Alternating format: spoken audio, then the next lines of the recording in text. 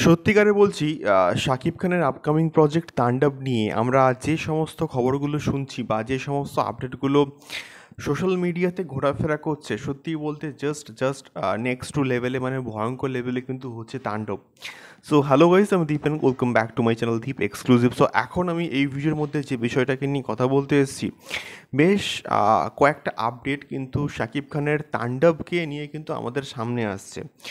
তার মধ্যে প্রথম যেটা আপডেট সেটা হচ্ছে মেকআপ আর্টিস্ট হিসেবে তো অবশ্যই পার্সোনাল যে শাকিব ভাইয়া যে মেকআপ আর্টিস্ট সবুজ খান্ত রয়েছে, এবং তার সঙ্গে সঙ্গে অন্যান্য যে ক্যারেক্টার তাদের মেকআপের কাজ কিন্তু সম্ভবত করছে তারেক আহমেদ।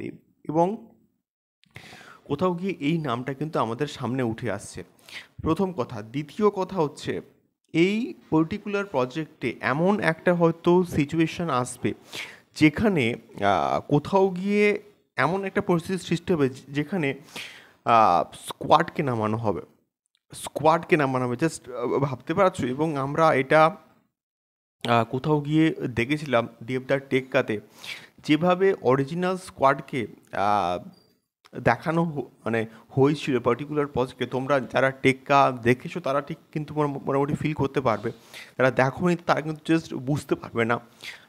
তো সেই তাণ্ডবের ক্ষেত্রে সম্ভবত একটা স্কোয়াডকে নামানো হচ্ছে, মানে হওয়ার প্ল্যান করা হচ্ছে। এটা আমি মানে 100% শিওর নই, এবং এটা কালকের সন্ধ্যের পর থেকে এই আপডেটটা কিন্তু মার্কেটে ঘুরছে।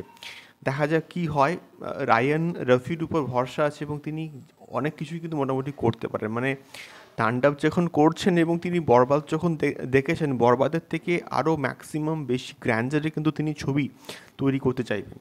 তো সেক্ষেত্রে এটা হলে খুব খুব কিন্তু ভালো হবে কোথাও গিয়ে। দ্বিতীয় সেকেন্ডলি হচ্ছে কি, কোথাও গিয়ে সাবিলা নূর, এবং সাবিলা নূরের নামটা গতকাল থেকে কিন্তু মার্কেটে মোটামুটি ঘোরাফেরা করছে। এবং যদি তিনি থাকেন তাহলে তো অবশ্যই কোথাও গিয়ে ভালো হবে। বাট স্টিল আমাদেরকে অফিসিয়াল আপডেটে কিন্তু কোথাও গিয়ে অপেক্ষা করতে হবে, এবং প্রোডাকশন হাউস এবং টিম খুব শীঘ্রই হয়তো 1 সপ্তাহ থেকে 10 দিনের মধ্যে আমরা একটা অফিসিয়াল আপডেট পেয়ে যাব, এটা আমরা আশা করছি।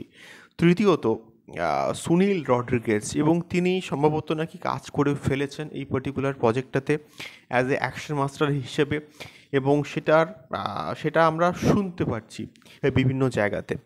এবং সেটা হলে তো অবশ্যই অ্যাকশনের স্কেলিং অনেক অনেক বাড়বে। এবং তার সঙ্গে সঙ্গে কিন্তু কোথাও গিয়ে তিনি জওয়ান, পাঠান এই সমস্ত প্রজেক্টে কিন্তু কাজ করেছেন। দেবদার খাদানেও কিন্তু তিনি কোথাও গিয়ে হচ্ছে কাজ করেছেন, এবং তিনি থাকলে অবভিয়াসলি সিনেমাটার মান কোথাও গিয়ে অনেক অনেক গুণে কিন্তু বেড়ে যাবে। দেখা যাক কী হয়। এই সমস্ত খবরের সত্যতা এখনও অবধি আমরা 100% শিওর নই, বাট স্টিল এটা বলতে পারি যে অ্যাকশন এবং গ্র্যান্ডারের দিক থেকে তুফানের থেকেও আরও অনেক বড় স্কেলে এটাকে তৈরি করা হচ্ছে।